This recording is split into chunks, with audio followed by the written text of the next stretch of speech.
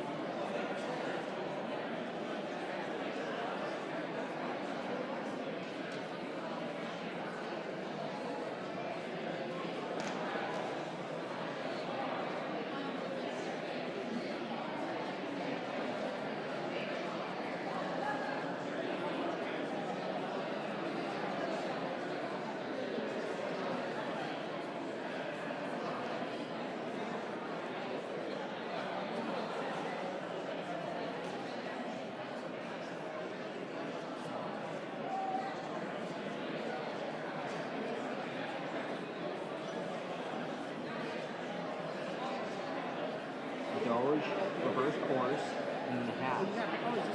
Yeah. Now look at the other side. Come on.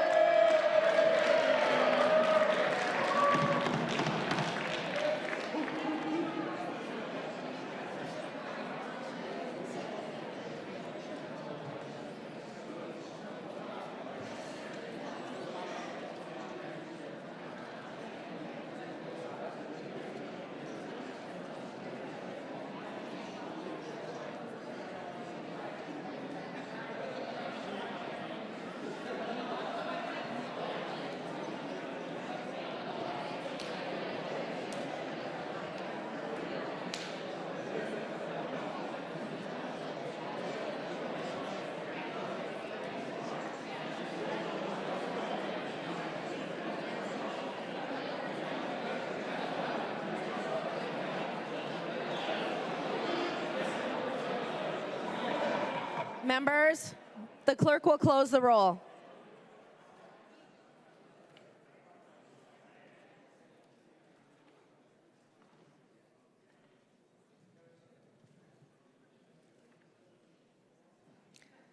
Continued discussion on the motion. I recognize a member from Hennepin, Representative Green. Thank you, Speaker. I want to take a moment to speak directly to our schools, our teachers, bus drivers, principals, nurses, superintendents, counselors, and most importantly, our students. I believe you. I believe the experiences that you shared with us when you showed up to the Capitol from every corner of Minnesota and lined up in both education committees to tell us exactly what was happening to you and at your schools. I believe the teacher who was shaking in committee while she shared the raw fear she is carrying for her students and families. I believe that ICE illegally staged in your child's elementary school parking lot for 14 days in a row. And I believe that ICE circled schools and circled bus stops while kids watched from their classroom windows. And I believe you, teachers, when you said that students asked, "Are we going to be okay?" I believe you when you told us that students were hiding behind closed blinds at home, and you know that because you went there to check on them yourself. I believe the profound mental health impact this has and continues to have on teachers, staff, students, and I believe that you know the lasting impact on attendance, trust, and this is getting in the way of our kids' learning. Madam Speaker, can you ask for conversations to be moved to alcoves, please? Members, please take your conversations to the alcoves or the retiring room. Representative Green. Thank you, Madam Speaker. I believe tear gas was deployed on students and staff because you came and told us that is what happened on your school campus. I believe the student in my district who withdrew from testifying the day he was supposed to come because of fear. He told me it was too risky for him. Think about that. He was too scared to come here to the people's house to tell his story because of fear something would happen to him or his family. He had the fear of retaliation. That is 100% real, and it is 100% justified from what he knew and what he experienced. I believe the student who told us that she carries her passport everywhere now.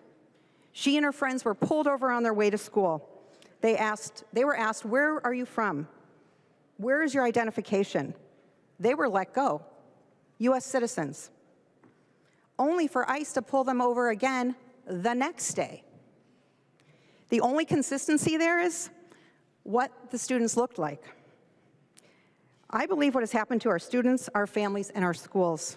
And many of you in this room agree with me. You also believe them. I also believe our kids are not okay, and we know why. We need to be very honest in the work that we're doing here in the chamber and name what is happening. The federal government came here targeting people based on what they look like. This is not about immigration enforcement of criminals or need for better cooperation. There has been a presence and a very real threat happening in real time of unmasked, unidentified armed agents on or near school property in the state of Minnesota, and it has created a fear that is palpable in every classroom. We have a responsibility. It is immediate and practical. This bill is about whether children can safely access a public education in Minnesota. That is a core tenet of values in our state. We all agree on that. And it is critical that we pass this bill for the 1 million students in our state who need us to. We need to be crystal clear that we are never going to let this happen again on our watch. Members, vote yes. I recognize the member from Hennepin, Representative Sensormere. Thank you, Madam Speaker. We talk a lot in this body about what side of history that we want to be on. And I was thinking recently about how, as government officials, we can, and we have been on both the right side and the wrong side of history. Pretty soon, I think the pages should be passing out a couple pictures to you that I wanted just to use to frame this conversation today. So the first picture is a picture I think that many people may have seen. I know it was a story I learned about when I was a kid. I remember one of my favorite books was the story of Ruby Bridges, which talked about 6-year-old Ruby Bridges, who was sent into a school in Louisiana to desegregate the school. And that picture of this little girl walking into that school, that's a really famous picture. People have probably seen it. There are murals out there around it. But what I was thinking about recently is there are men in the background. There are men escorting her. And those were federal agents. Those were federal agents that were sent by the federal government to Louisiana to support this brave 6-year-old that was trying to just make her way to her education, and the federal government was protecting her. Contrast that with the picture below. That's a picture just taken a couple months ago in my district. That was the same day that Renee Good, a parent in Minneapolis, where I represent, was killed. Just a couple hours later, that's outside Roosevelt High School in my district, federal agents tackling school staff. They tear gassed parents, students, observers, putting the living fear into members of my community that, like Ruby Bridges, we're just trying to get to school safely. We're just trying to get to their education. So federal agents have been on both the right and wrong side of history. And sometimes it's complicated about what side we're going to be on. But to me, if you are protecting kids, you're probably on the right side. If you are one of the thousands of people across Minnesota who has gotten into school patrols, who has stood out in the cold, supporting school entrances, waiting with kids at bus stops, coordinating rides to and from school. I know I talked to one mom that was telling me that in the height of Metro Surge, she was spending about 2 hours every night after her kids went to bed just coordinating all of the different people that would pick kids up, drop them off, make sure that they got to their education safely. If you're one of the people standing outside the school building wearing a whistle, wearing a vest, wearing a smile to try to make it seem like all of this is just kind of normal to our kids, then you're probably on the right side of history. And if you're one of the agents, like the bottom picture, who is tear gassing our students, who is making them feel like they cannot get safely to their education, and we heard some really compelling testimony today about the great work that some of our colleagues have done around attendance. And I think about, these are kids that actually want to be in school, right? These are kids that are fighting for their life to get their education, and we have federal agents that are terrorizing them, that are making that nearly impossible. If you are one of those federal agents, you are probably on the wrong side of history. And if you are one of my colleagues, one of my 4 colleagues who sent a strongly worded letter to the federal government asking ICE to follow the policy that they had for decades, which was that ICE should not come into safe or sensitive spaces, should not come into hospitals, should not come into schools. If you are one of the 4 GOP colleagues who sent that letter to the federal government asking them to do what this bill says, which is just don't send ICE agents into our school building without a judicial warrant, if you are one of those colleagues who sent that letter but hasn't supported any of the bills that we have brought to try to keep our kids safe from ICE, I don't know what side of history you're going to be on. But it is never too late to change your mind. So please vote green. I recognize the member from Anoka, Representative Cagle. Thank you, Madam Speaker and members. I want you all to picture a 5-year-old in Columbia Heights. Well, I guess you guys don't actually have to because you've all seen the pictures. He'd just gotten home from school, backpack still on, blue bunny hat, and he was in his own driveway where he and his fathers were taken by federal agents. I was there at that home because it's right across the street from the school. This didn't happen somewhere far away. This happened right here in our community. And not just one child, multiple students in our district have been detained on their way to school, after school, and during the most ordinary moments of being a kid. In Fridley, we've seen activity around school grounds to the point where schools had to close because of safety concerns. Our schools closed because of ICE agents. So imagine being a student in that classroom. A classmate disappears. A friend stops showing up to school. Parents are afraid to even drop their kids off at school. There was agents following school buses around Columbia Heights. I know because I was behind one. Teachers aren't just teaching reading and math. They're trying to comfort children who are scared their families won't be there when they get home. Teachers are making grocery deliveries, collecting items for families. Members, this isn't theoretical for me. When all of this started happening, my child goes to a Spanish immersion school. When all this started happening, I called the principal at my kid's school. When I talked to her, she had informed me she had just gotten out of a meeting with a family who had been sitting in her office for an hour, terrified. Terrified.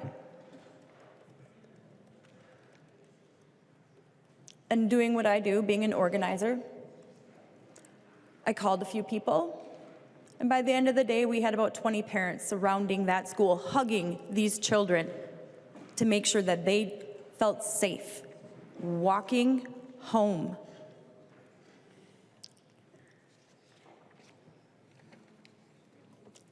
We did that so the kids could walk safely through those doors. And day after day, parents, still over 200 in our little group chat of the Spring Lake Park School District, show up to ensure kids walking home are not used as bait to get their parents to come out. I witnessed people being taken from their homes at the Fridley Terrace Mobile Home Park right as kids were leaving school, my child's school, where the Fridley Terrace Mobile Home Park is right across the street. At my child's school, kids weren't able to go out for recess for 2 weeks because of ICE activity around our school. Members, I respect law enforcement, and I believe in the rule of law.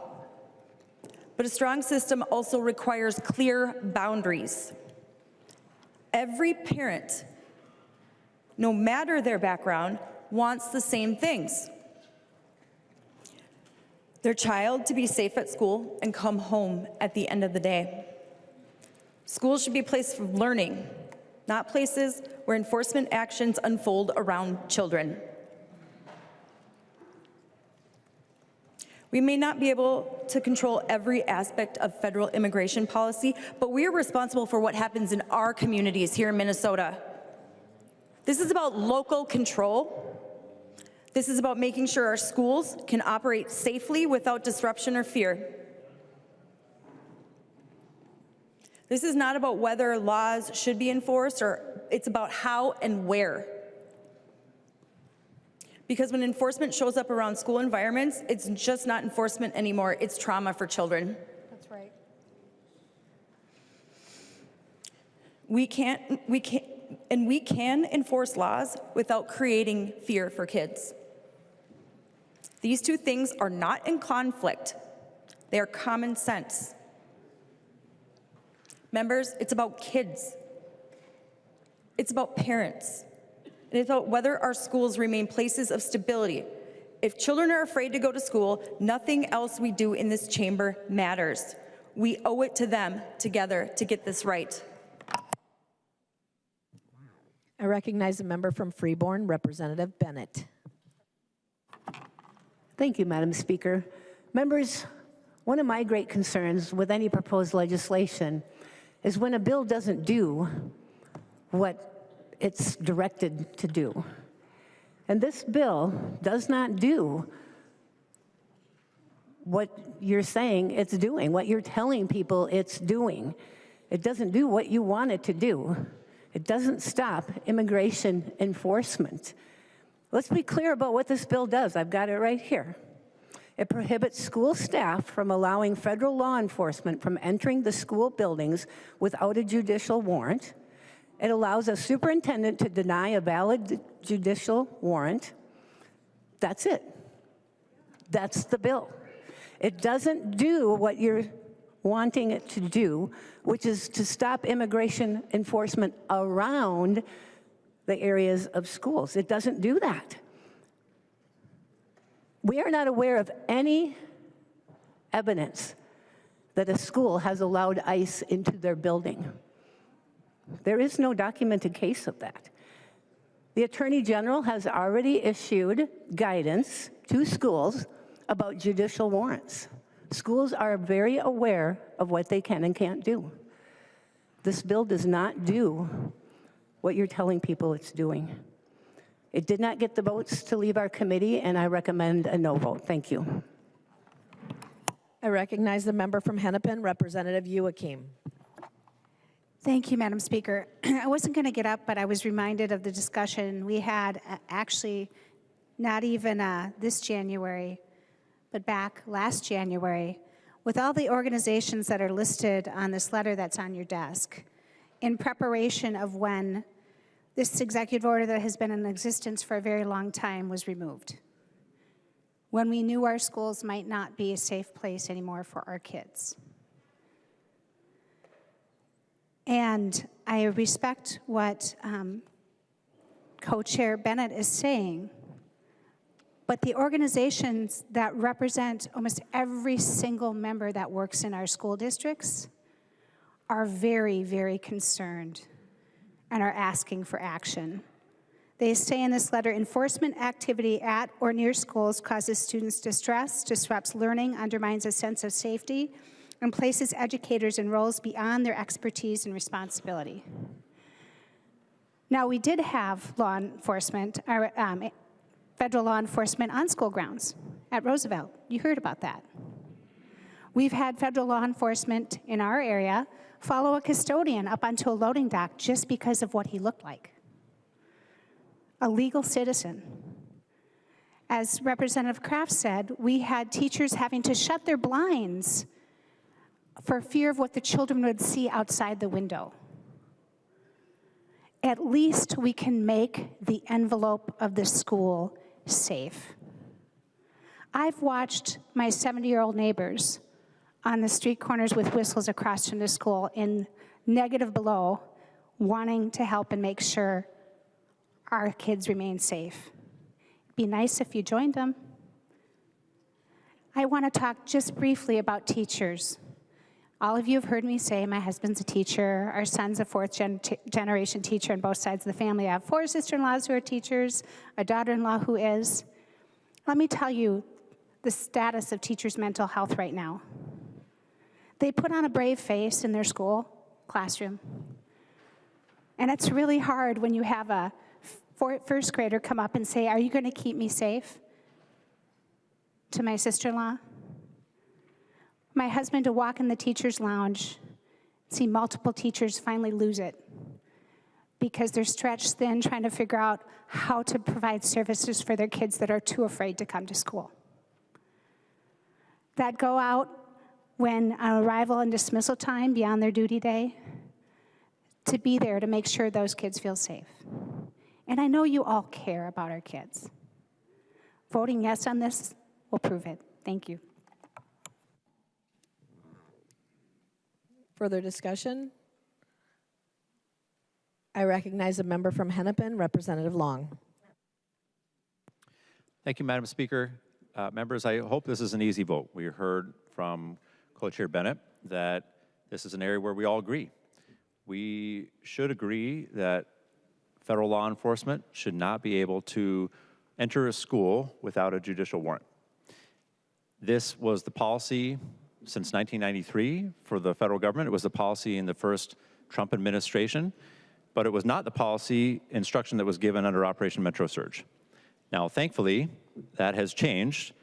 The Trump administration now is saying that they would like to revert to the policy that they had in their first administration. Tom Homan just sent a letter last week to Congress as part of their budget negotiations saying that they are proposing limits to immigration enforcement in schools. So if the concern is that this would go against the position of the administration, they have reverted to their old position. That is no longer the case. If the concern is federal sovereignty, as was explained by Representative Jordan, if a federal law prevails, then under the law as bill as written, that federal law would trump. So our kids, as you've heard from our colleagues, have been traumatized enough by the actions that have occurred in schools. My own kids had to stay home because their school was closed after what happened at Roosevelt High School and was explained by my colleagues. This is a proposal that is so common sense that even Tom Homan now agrees with it. So we failed to move this bill through committee. It is deadline week. Tomorrow is our deadline. If there's more work we need to do on the bill, we can do that work together. We can do that work here on the floor. We can have amendments on the floor. But tomorrow is the deadline. There are no more committee hearings. So now is your chance to keep this bill alive, to move it forward. And I would ask that you think about what you've seen and heard of the images of the kids, what you've heard from the school districts, from those who represent schools about the impact this is having on our community. And hopefully we can all agree that our schools should be protected spaces. Thank you. I recognize a member from Hennepin, Representative Jordan. Thank you, Speaker Dameth. Members, you've heard that immigration action didn't happen on schools, but you know that's wrong. There's a picture of it happening on a school right on your desks, or maybe you threw it out. So I'd encourage you to dig in your recycling bin and look at that picture again. We think these are important. Your school boards are asking for this. You know, a lot of times I have been accused many times on this body of not caring about what our administrators think. But by voting green today, you can show your administrators that you care what they think. I want to read just a paragraph that 4 of my colleagues sent to then Secretary Noem. It says, our schools are required to provide educational services to all school-age children regardless of immigration status. Our schools are trying to comply with federal expectations, but are often caught between a federal administration that is enforcing border security and local governments actively encouraging illegal or immigration. You can stop that. This bill stops that crunch that our schools are facing, that you are so acutely aware of. This bill is a floor. It says that these ICE agents are not allowed to conduct illegal immigration raids in our schools. They have to present a warrant. Everyone in this country deserves that due process, and every child has a right to an education. I think we can all agree that. So this is simply a floor. And if you think that we need to do more to protect those areas around school, by all means, let's do that. The best way to do that would be to vote green today to put this bill on the general register and prevent it from staying in the Education Policy Committee. It's great to hear these ideas about how we need to protect all these other spaces and make sure our students are safe. The best way to do that is to vote green. You can do that today. Members, believe what you saw. I know you all saw this with your own eyes in your own communities. I read your own comments in your own papers about how hundreds of your students were missing school because they were afraid of ICE enforcement. This is something that you know is real and happening in your schools. You can take the vote today for your communities, and that vote is green. Thank you. The clerk will take the roll.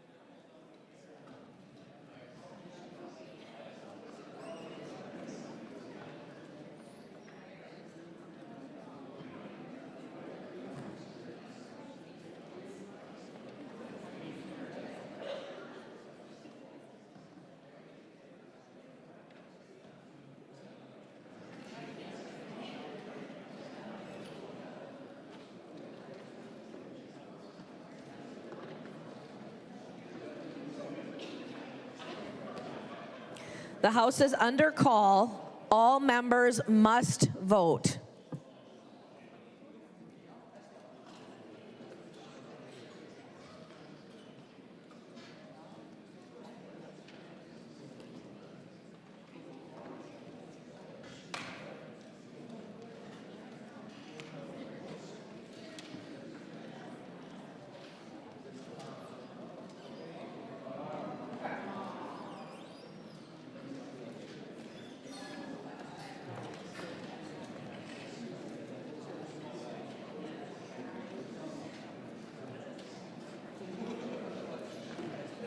The clerk will call the names of the members participating remotely. Members, take your conversations to the alcoves or to the retiring room. The clerk will call the names of the members participating remotely.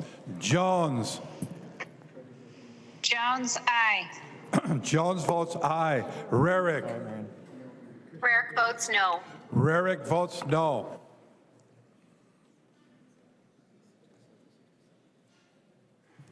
The clerk will close the roll.